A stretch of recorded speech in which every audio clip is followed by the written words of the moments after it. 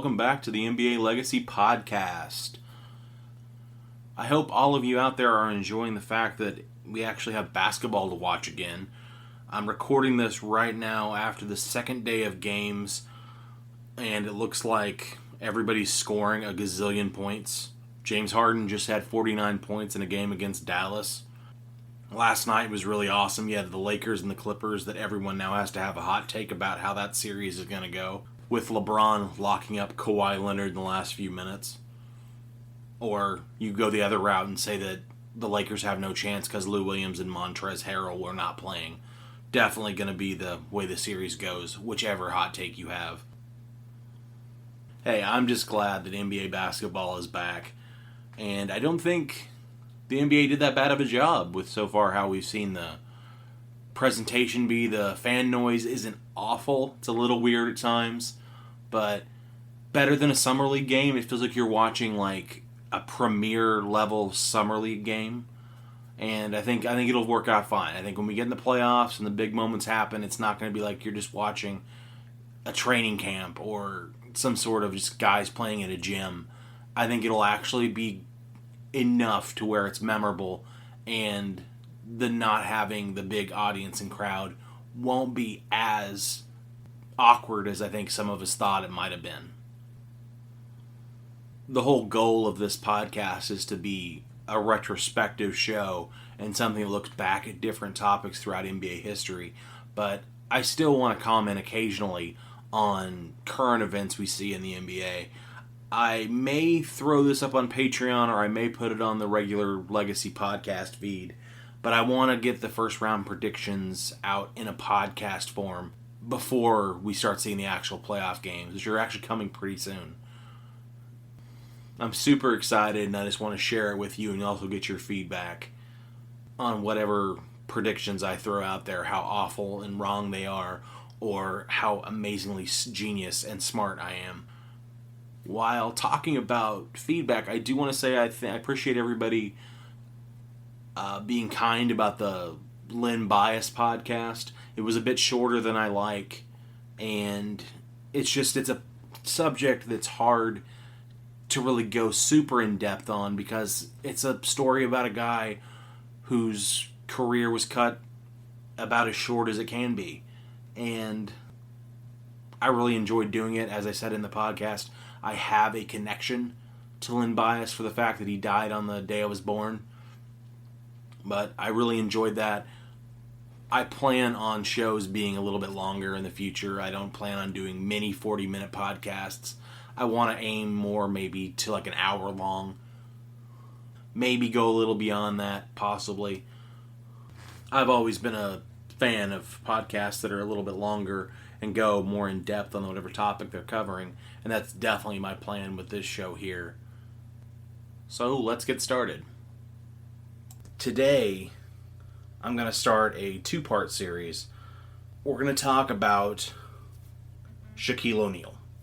More specifically, the end of Shaq's career.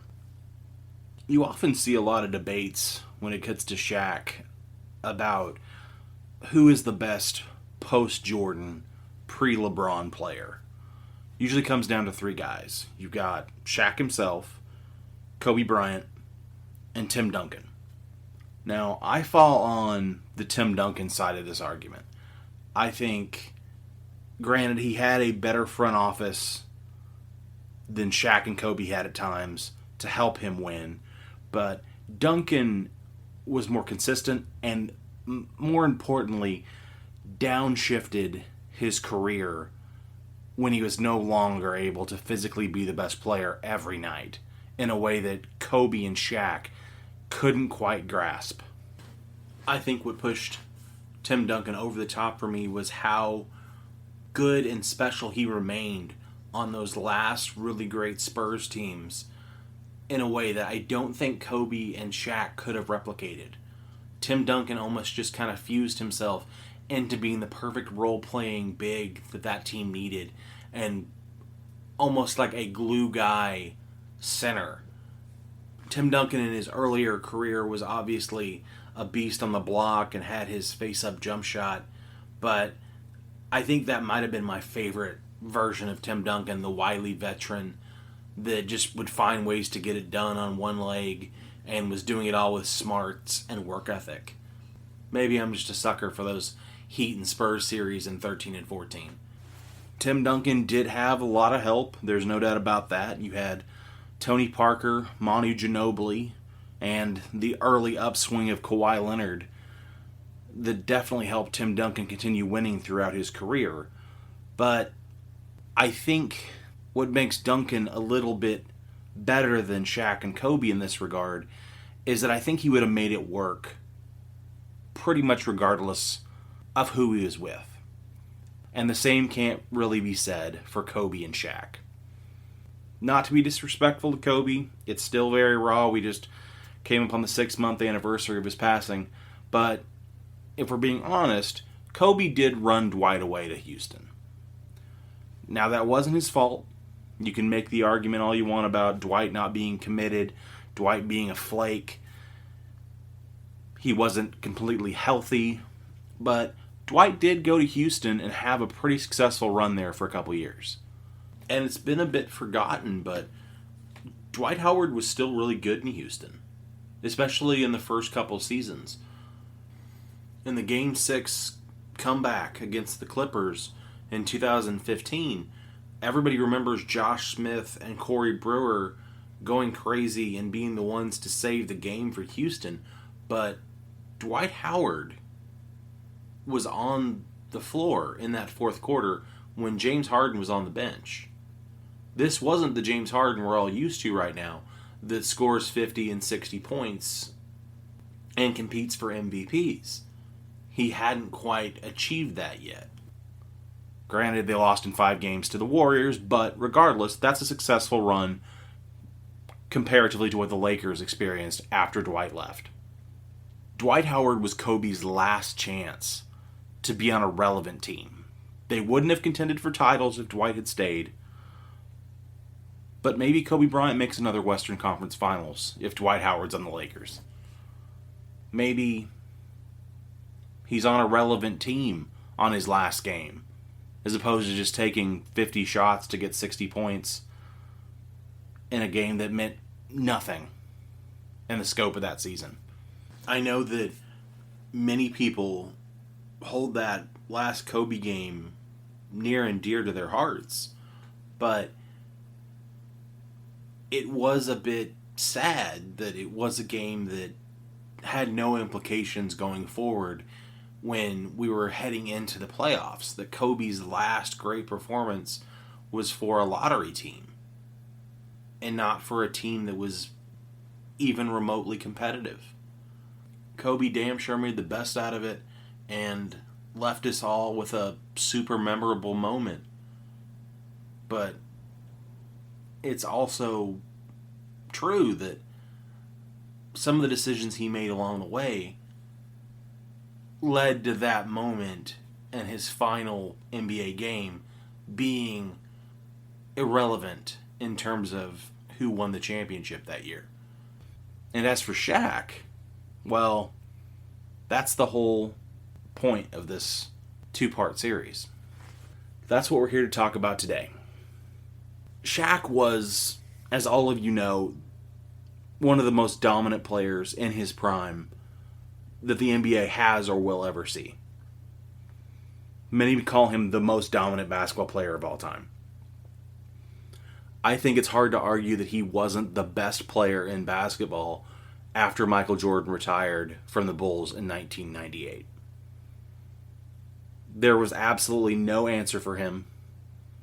And we've gotten a little bit numb to this, but when you actually have a three-peat, win 3 championships in a row, it's really rare still. LeBron's won 2 in a row as the best player. Kobe won 2 as the best player with Gasol in 2009 and 2010. The Warriors won 3 in 4 years. But only Shaq, Jordan, Bill Russell, and Mikan can claim to have actually had a three-peat. Not even Magic or Bird or Kareem. So it's really elite company, and it's a milestone, and it's an achievement that has gotten a little bit short shrift the last few years. But even after that, and I think there's been this movement a little bit to give Kobe those championships and slightly diminish the fact that Shaq was the best player on those teams and was the most dominant player in the league. Now, he doesn't win those 3 titles without Kobe. Just like after Shaq got traded to Miami in 2004, it wasn't fair that people didn't give Kobe any credit for winning those 3 championships. It's also not fair to diminish the fact that Shaq was the best player on those teams. And it's not really disputable. Kobe was absolutely awesome and had super memorable moments. And despite what Phil Jackson may have written in his books and what people have said at the time, there was not a player in that era that I think you could have replaced Kobe with, be it Allen Iverson or Tracy McGrady or whoever, that could have been as successful with Shaq as Kobe was. That said, Shaq was the guy for that team. He is what took them from being good to being dominant and almost unbeatable at times. Before I start talking about how his career wound down, I wanted to at least mention that I have the utmost respect for Shaq and I am aware of his greatness. Because I think I want to start this story at a moment when the Lakers had to make a choice between Kobe Bryant and Shaquille O'Neal.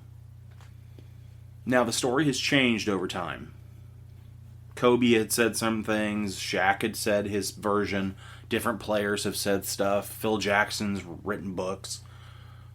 But I think the facts that we can distill down to is that after the 2004 finals, when the Pistons completely decimated the Lakers, and it wasn't a close series.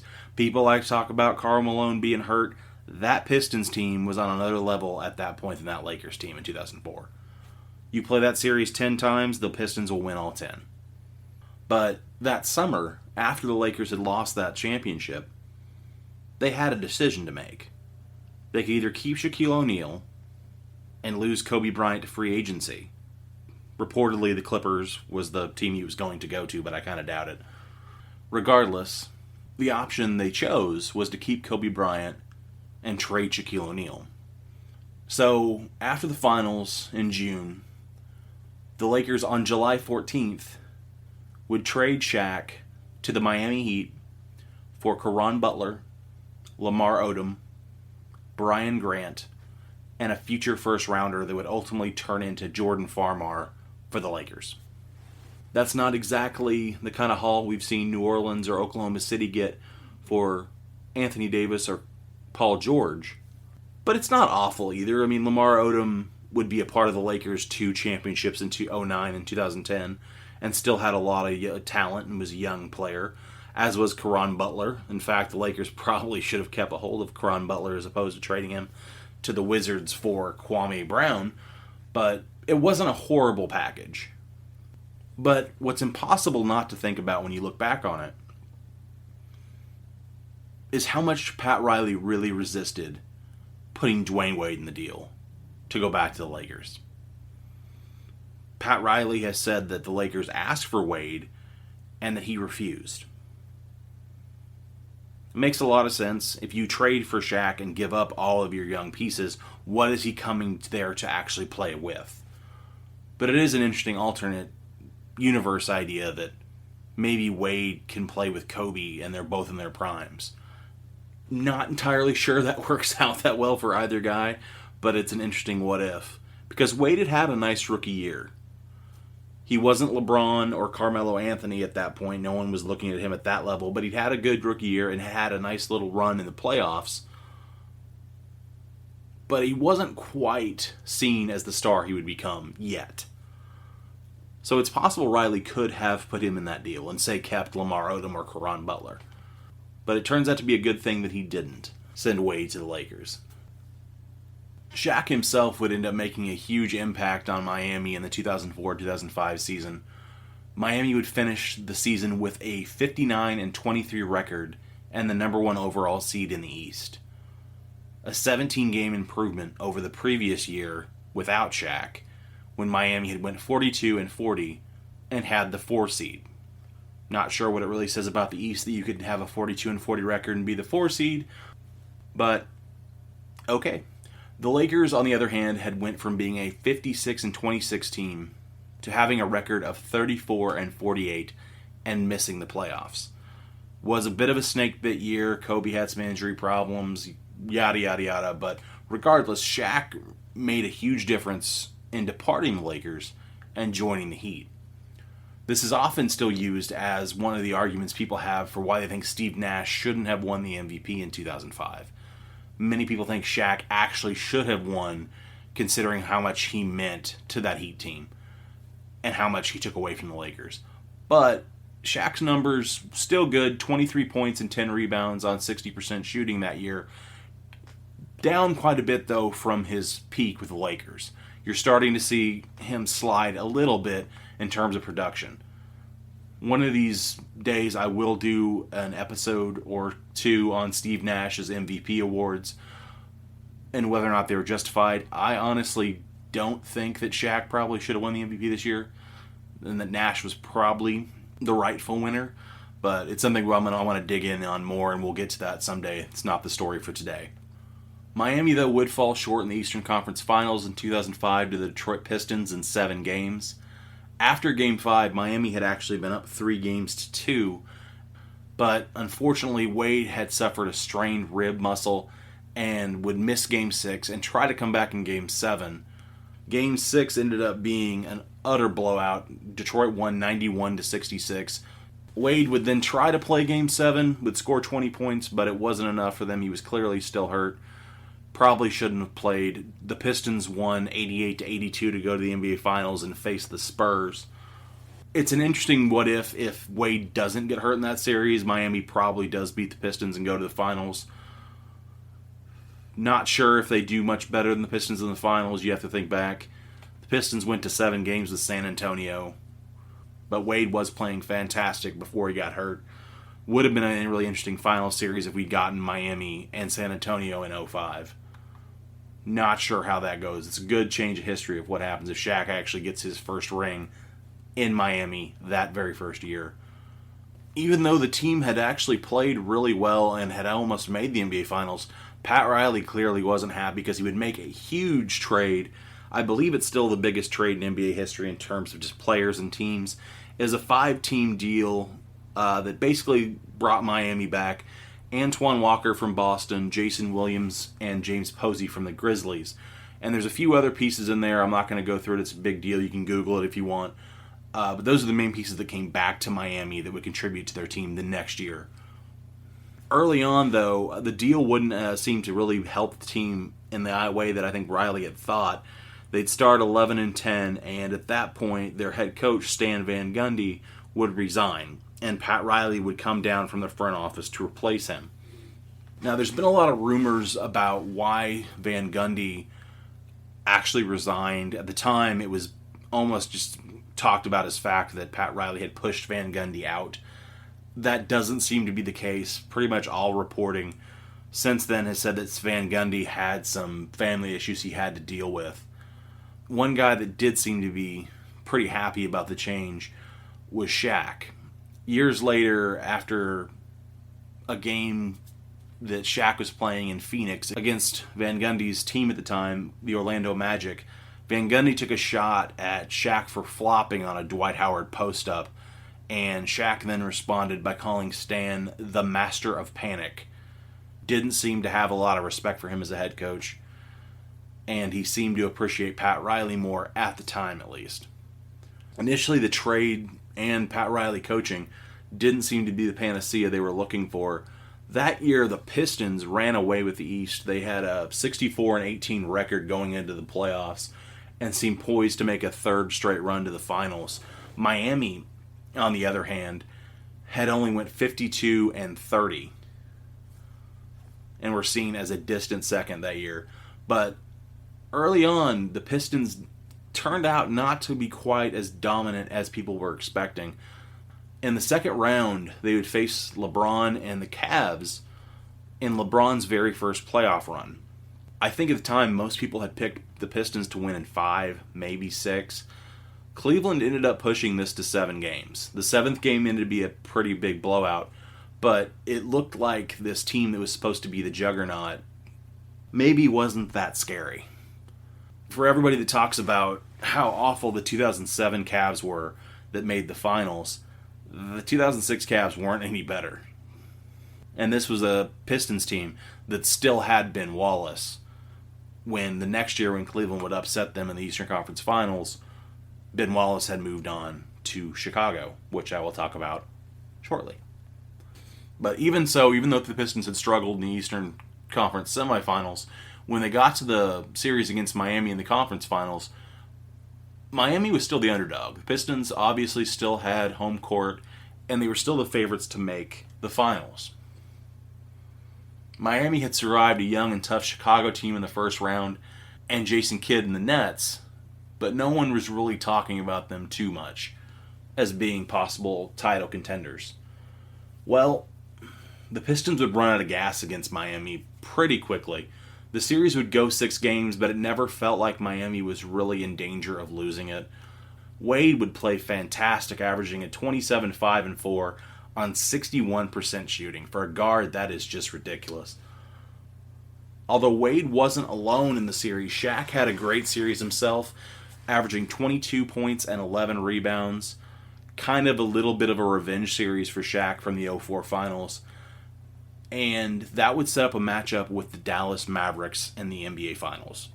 Now, I spoke about this a little bit in the series on the 2011 Finals, and one of these days I am definitely going to do a series on this final, so I'm not going to go too deep into it, other than to say Dallas was definitely the favorites heading into the series against Miami as well. Just like the Pistons were in the conference finals, Dallas had home court, had beaten the Spurs in the second round, had taken care of Nash and the Suns in the conference finals, and most people were picking the Mavs to win the title in 2006.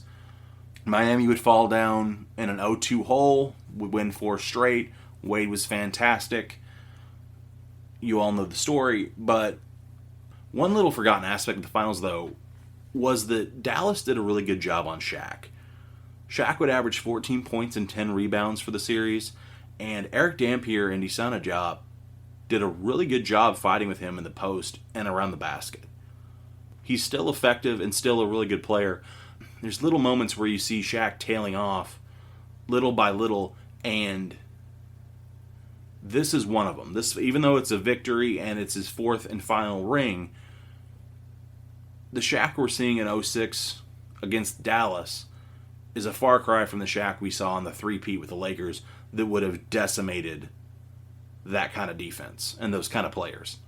He's probably actually in the best shape he was since his Orlando days. I mean, you look back at the pictures, you can see Pat Riley really got him to slim down while he was in Miami versus what you would see post-Miami and in the Laker days. But he's increasingly slow and plodding. His moves have less force and explosiveness when you go back and watch Shaq from this era. He's still a huge mismatch, but he's relying way more on his craftiness and not so much just his sheer brute force that he had once had that no one could match up with. This series is primarily remembered for Dwayne Wade and how fantastic he was in the comeback and the 4 straight wins. And the summer would be spent not talking about Shaq, but talking about who was the best player between Wade, LeBron, and Kobe. Many were even saying at this point that Wade was now the heir apparent to Michael Jordan's throne. So, coming into the next season, there was a lot of high expectations for Miami. Not sure at that point there was a strong title favorite going into the 2006-2007 season, but people still had expectations that Miami was definitely a contender to repeat. And on opening night, for ring night, they would face the Chicago Bulls in a rematch from the first round of the previous playoffs. The Bulls would humiliate Miami on their ring night with a 108-66 victory that spawned the famous Alonzo Mourning meme that everyone uses now. Shaq would be pretty ineffective himself in that game. He would have 7 points and 5 rebounds on 3 of 10 shooting. Needless to say, this is a pretty ominous start for a title defense. And early in the year, it wouldn't get much better, as Shaq would end up needing knee surgery for torn cartilage in his left knee. This would lead to him playing only 40 games for the entire season. And things wouldn't get much better once Shaq did return in February. Wade would dislocate his shoulder in a game against the Houston Rockets. And I was watching this game when it happened, and you could tell Wade was in a lot of pain right away. Wade had tried to go for a steal on Shane Battier as Battier was throwing a pass out to the corner, and Wade just timed it a split second off. He actually fouls Battier, but the motion of the two colliding is what causes his shoulder to separate, and Wade would be in so much pain that he would actually be taken off the floor in a wheelchair. Now, I know a lot of people criticize Wade for this, for taking a wheelchair off the floor and being in pain, but I'm sorry, the toxic masculinity crap of that stuff needs to die. He was clearly in a lot of pain. People still kind of make fun of it every once in a while. You can still see the picture of him in tears in the wheelchair. I don't care what someone needs if they're in that much pain to help them out. If he needs a wheelchair to go off on the floor, I don't think any less of Dwayne Wade as a basketball player, and neither should you. But Wade would end up missing 22 games because of this separated shoulder, and would attempt a comeback heading into the playoffs, but Miami didn't crumble in his absence. Miami would actually go 15-7 in those 22 games. And the guy that would step up for them and be the leader in Wade's absence was Shaquille O'Neal. Shaq would average 20 points a game during this 22-game absence for Wade. And would actually, and this mini run, this 15-7 run that they would go on, would somewhat right the ship for them in this season and allow them to end up with a 44-38 record that was good enough this season to win the Southeastern Division. Now, the rules were a little bit different back at this point, in that teams that would win their division were guaranteed a top 4 seed, as opposed to being seeded 1 through 8 by record like we have today. So Miami would end up being the 4 seed in the playoffs and would have a rematch from the previous year's first round with the Chicago Bulls. But this year, the Chicago Bulls had actually won more games. They'd had a record of 49-33, but had, unfortunately for them, finished third in the Central Division behind the Pistons and the Cavs.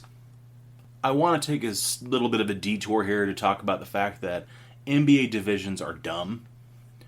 Chicago would have been the 3 seed under today's rules and faced New Jersey in the first round.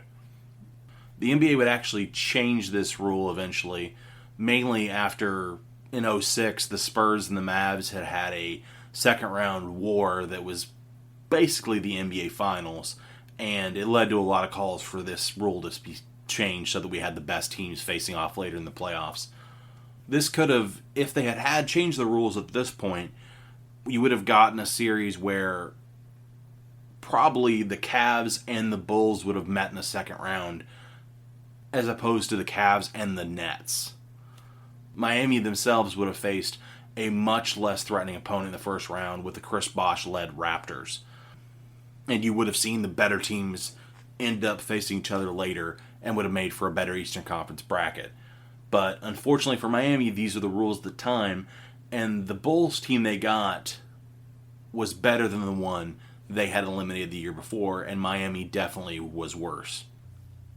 This is a little bit of a forgotten era for Chicago. This was before the Derrick Rose and Joakim Noah era that most people remember. This team had a core of Luol Deng, Ben Gordon, Kirk Heinrich, and Ben Wallace, who had come over from the Pistons that previous summer in free agency. You can really see the idea of this team at the time was trying to emulate the construction that worked so well for the 2004 Pistons that won the title against the Lakers. They didn't have a really big offensive star, but they were trying to be great defensively and have a lot of really good players as opposed to having like 1 or 2 great players. And even though Chicago had home court in the series by having the better record, Miami was still the favorites, though. People thought Wade had come back. They had Shaq. They're the defending champions. They're going to figure it out, and that they'd win in probably 6, maybe 7 games against this Bulls team. Doesn't exactly work out that way. In Game 1, Miami will keep it close, but they're never really able to gain an advantage in the second half. The Bulls win 96-91 to take a 1-0 lead. Shaq has 19 points and 6 rebounds, but also has 6 fouls. Dwayne Wade has 21 points with 5 turnovers on 7 of 16 shooting. But on the flip side, Luol Deng has 33 points on 22 shots, and Ben Gordon adds 24 points and 11 assists. Now, Ben Gordon has been forgotten a little bit because of how his career ended, primarily with the Pistons. After he signed a big contract with them in 2009, he kind of fell off the map. He would fit much more in today's league where you can take a lot more threes, and it's a lot more guard-oriented with a lot more space. Ben Gordon had a bit of an interesting career in that he starts really hot in Chicago, wins 6th Man of the Year his rookie year, and is kind of a flamethrower off the bench. But everybody sees him as too small to really be a starting 2-guard.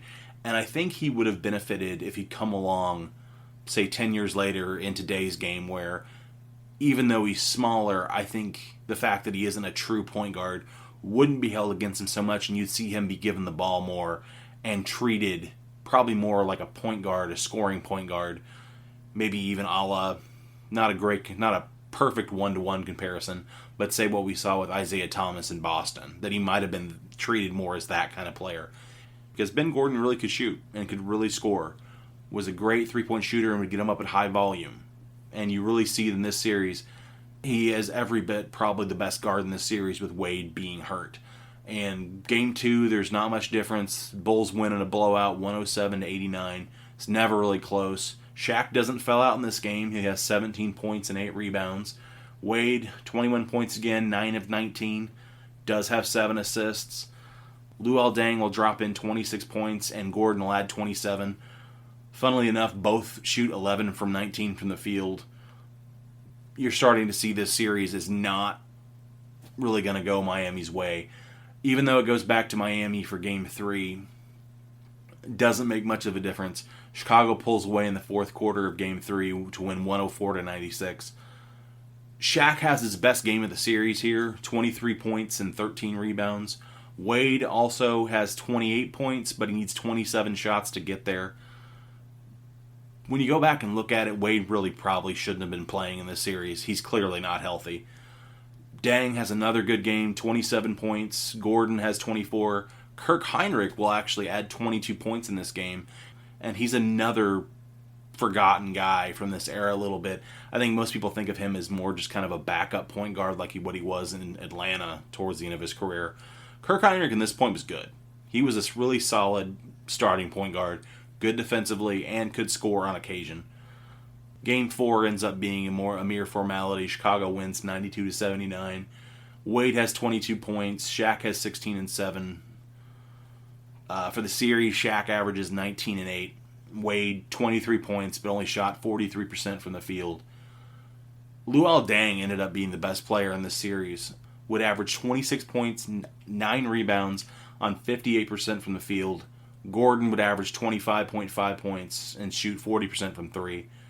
I know it sounds like I went through that series really fast, but I'm not really trying to do a big retrospective on this 4-game sweep in the 2007 first-round playoffs. But more, you can see that this was really the end of the road for the Heat. Shaq will come back the next year, which I will get into, but this was the last time pre-LeBron and Bosh that anybody really thought Miami was a contending team. In this series, Luol Deng was fantastic, and it's gone into the dustbin of history, but in this following summer, before the 07-08 season, Kobe Bryant would demand a trade from the Lakers, and one team that everyone thought had the best chance of getting him was the Chicago Bulls. Magic Johnson even went on ESPN and said that the Lakers wanted Luol Deng, but Kobe wanted to go to Chicago to play with Luol Deng. And that was the sticking point in the deal and why it didn't happen. And it seems a little crazy right now with how the years ended up winding down for Deng and how he even ended up on the Lakers as an awful contract. But this series had a lot to do with why people looked at Luol Deng as that type of player that either would be the important part of a deal for a player like Kobe Bryant, or would be a player that Kobe Bryant would want to come play with. He was really good in this series, and you can, even though he would go on to be more of a role player later on, he was the best player in a series that had Dwayne Wade, even though he was hurt, and Shaquille O'Neal. More importantly, this left Miami in a bit of a quandary. So where do you go now? You went all in on your team to win in 06. You win, you come back for the defense, and everybody gets hurt, and you go out in pretty poor fashion in the first round to a younger team. The line in the NBA between having a veteran team and just an old team is very slim. Besides Wade, who was hurt now, Miami had an old roster. So going into next year, Miami would make a trade that would try to boost them a little bit in terms of some offensive punch. Miami would work out a 5-player deal with the main principals in the trade being Antoine Walker going to Minnesota and Ricky Davis coming to Miami to try to bolster the supporting cast around Wade and Shaq. Ricky Davis was always very talented, but could never really seem to get out of his own way. And there was an idea that coming down to Miami and playing in the Heat system under Pat Riley was going to set him on the right path that he always needed to go on. Spoiler alert, it does not happen. Miami gets off to even a worse start than they did the previous year. By February 6th, their record stood at 9-37. And at this point, Miami decides to make a trade. The Phoenix Suns send Sean Marion and Marcus Banks for Shaquille O'Neal. Shaq's final year in Miami saw his production drop to 14 points and 8 rebounds. He'd only played in 33 games to that point in the season. And it's a bit of an ugly end. It was definitely worth it for sure if you're Miami. Miami really became contenders for the first time with Shaq. You can argue Tim Hardaway and Alonzo Mourning in the 90s, but I don't know if people really thought they were true contenders in the way they did when Shaq was in Miami the first couple years. You can make an argument that if Shaq doesn't come and Miami doesn't win the championship, that LeBron James doesn't come in 2010. And maybe you argue that even Dwayne Wade, if he doesn't have that championship in his pocket, looks to leave himself in 2010 and not bring LeBron and Bosh down to South Beach. Maybe that Chicago dream team of LeBron, Dwayne Wade, Joakim Noah, and Derrick Rose actually does happen in Chicago. So I'm going to save the next few stops for Shaq, including his times in Phoenix, Cleveland, and Boston, for the next part of this series. But I think it's important at this point to discuss Shaq's relationship with Pat Riley while he was on the Heat. Several players have told different stories of times Shaq and Riley almost got into a violent confrontation. There's one story Shaq tells in his book that he wrote after he retired from Boston, that he charged at Pat Riley and threw Alonzo Mourning to the ground and almost attacked Pat Riley, but stopped himself. And it seems a little bit kind of ridiculous, but there obviously seemed to be some sort of issue where things almost got violent. Pat Riley's had a lot of issues with players over the years. I think it gets a little glossed over how he seemed to have a bit of a personal issue with LeBron in 2014 when LeBron went back to Cleveland. There seemed to be a little bit of bitterness there. A lot of people would take that as a LeBron James issue. A lot of people talk about how LeBron flew Pat Riley out to Las Vegas that year and during free agency in 2014 when he knew he was going back to Cleveland and how that was wrong. And that's not to say that LeBron was obviously blameless in his part of that relationship.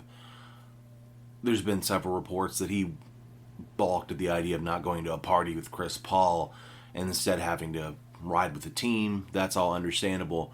But as a front office member that Pat Riley is, the guy that's trying to keep and maintain the Heat's level of championship contention, I think there's something to be said for the fact that personality and personal issues have gotten in the way a few times in keeping that together.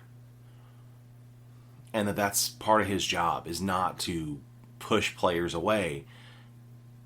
And it seems like it happened with LeBron in 2014 for sure, but also a little bit with Shaq. Now, you can argue at the time that Shaq was pretty much past his prime in 2007, but also that Miami needed to move on. That Miami needed to go in the direction they ultimately went in, that allowed them to have the cap space and flexibility to land the free agents that they did in 2010. And a lot of stories about Riley over the years make it seem like he was the ultimate winner. But you can see how that also could easily rub players the wrong way.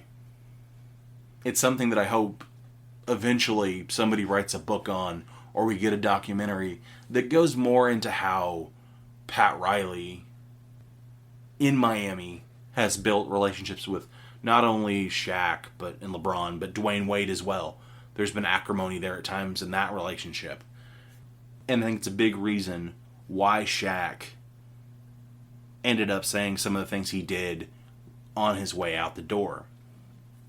Shaq could still be good and very good at times, but the days of him being dominant were over. He couldn't dictate his team's fortunes in the way he could in the past, like he could with the Lakers. He ended up putting up pretty mediocre numbers for such a legend in a playoff run.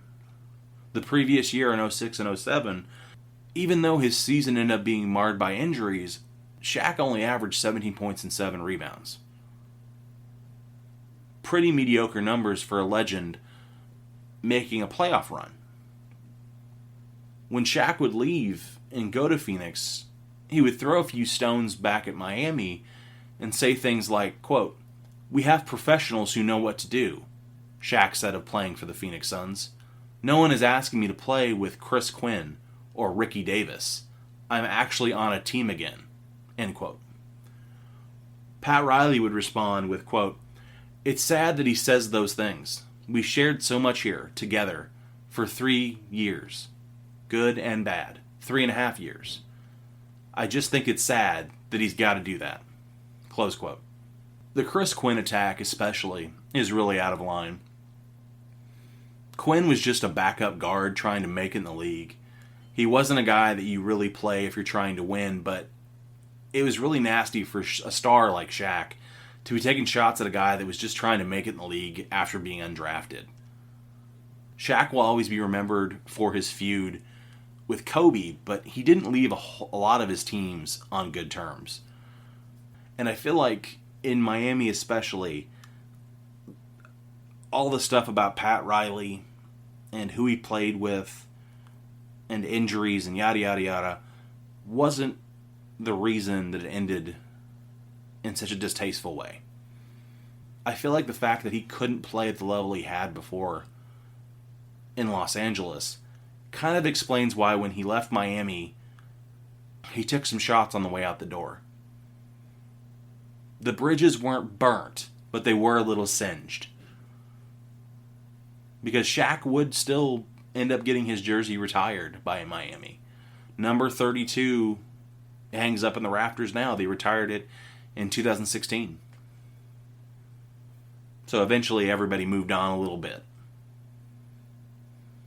I don't think Phoenix will be retiring Shaq's jersey anytime soon. Phoenix is making this trade with the idea that Shaq is going to finally get them over the hump in the Western Conference and get them to the NBA Finals. They've been a bit of a punching bag for the San Antonio Spurs for the last few years. Their hope is that getting some size to battle with Tim Duncan is going to be the difference.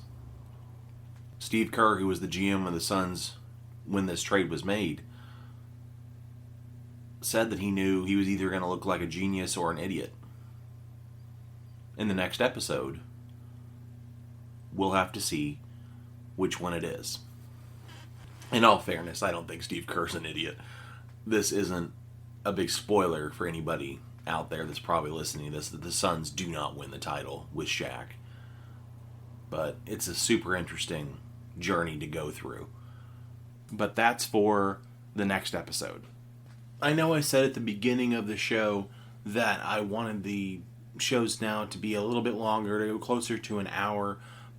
But I think this is kind of the perfect place to pause and end part one at, with Shaq now going to Phoenix and starting the last chapter of his career. And we will definitely get into that in the next episode. I can't wait. If you would like to support the show, you can on Patreon. I have a Patreon set up at patreon.com/NBA Legacy Podcast. And you can contact me on Twitter if you would like, at NBA Legacy Pod. I am pretty active on there. And until next time.